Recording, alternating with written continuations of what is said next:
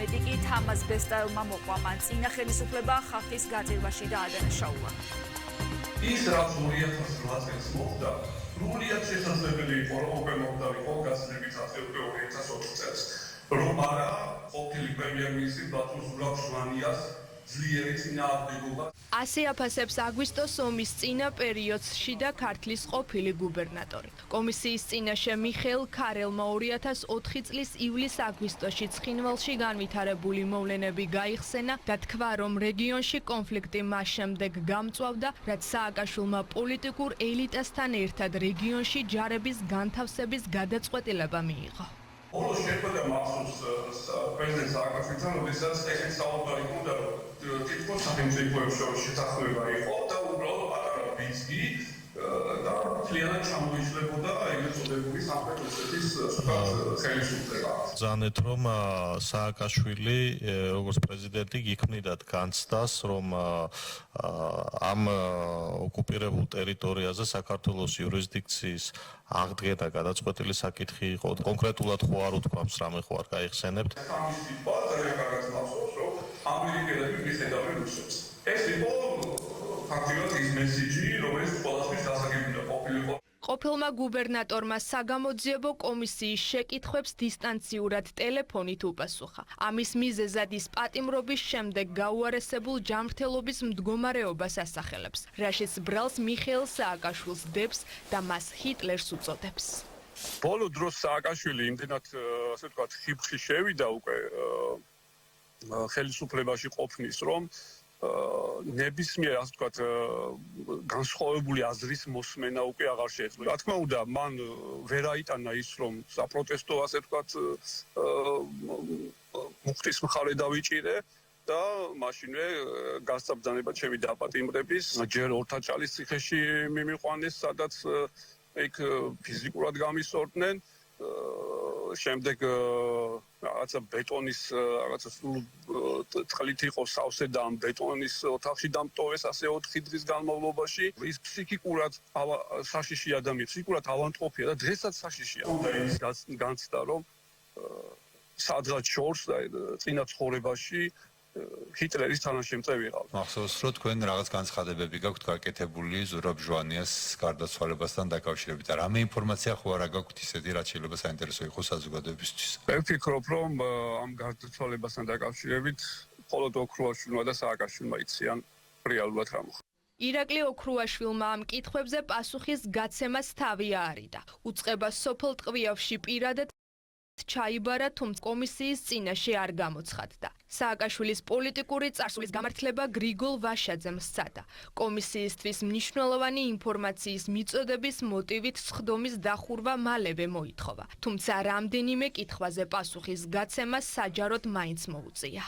რატომ არ გააფრთხილეთ მოსახლეობა, რომელიც აღმოჩნდა მახეში? იცოდით, რომ მინიმუმ 4 აგვისტოდან იმ რეგიონში მოსახლეობას აქვს ეგზისტენციური საფრთხე. ეს ჩემი პირდაპირი ფუნქცია არ იყო. რამდენჯერმე ეს საკითხი მე უშიშროების საბჭოზე ვახსენე და მითხრეს, რომ ამას მივხედავთ. მაშინ, როდესაც რუსეთის ფედერაციას დემონსტრაციულად გაყავდა მოსახლეობა, სრული შთაბეჭდილება შეიქმნებოდა, რომ ჩვენც ომისთვის ვემზადებით და გაგვყავს მოსახლეობა. ადამიანი ამბობს, რომ ყველამ ჩემსავით უნდა ჩაიცვას სამხედრო ფორმა და იბრძოლოს, რომ ჩვენ შვილები იმისთვის გვყავს, რომ იქ იომონ. იყო თუ არა სიგიჟე, რასაც ეს ადამიანი აკეთებდა ამდენი წლის განმავლობაში და ამის მსხვერპლი აღმოჩნდა ქართული ჯარი, ამის მსხვერპლი აღმოჩნდა მოსახლეობა, რომელიც მახეში გაებადა, დახვრიტეს და არც გამოიყვანეს. და რა თქმა უნდა ჩვენი ტერიტორიები, რომელიც უფრო მეტი დავკარგეთ, ვიდრე მანამდე იყო ოკუპირებული. არ ვიცი რითი იყო განპირობებული პრეზიდენტის ეს ინტერვიუები ან განცხადებები. აბსოლუტურად გამორიცხულია, რომ ვიღაცას და მე ვიცი თქვენ, რასაც მეკითხებით, დასავლეთიდან ჩვენთვის ეთქვათ. რაღაც სამხედრო ავანტიურაში ჩაებითო. ტერმინებში ვერ დაგეთახმებით, ქარბატონო თეა. სიგიჟე და სიშლეგე ნამდვილად არ ახასიათებთ. ემოციურობა შეიძლება. კონფლიქტის რეგიონიდან მშვიდობიანი მოსახლეობის ევაკუაციის გეგმა რომ არ არსებობდა, ამაზე 2007-9 წლებში სამხრეთ ოსეთის ადმინისტრაციის ჯანდაცვის მინისტრმა ისაუბრა და ცენტრალური ხელისუფლება მოსახლეობის გაწირვაში დაადანაშაულა. რატომ არ იყო ევაკუაციის გეგმა? რატომ არ გახორციელდა ევაკუაცია? ანუ მე დასკვნა ის მქონდა და დღესაც იგივე მაქვს, გაიმეტეს მოსახლეობა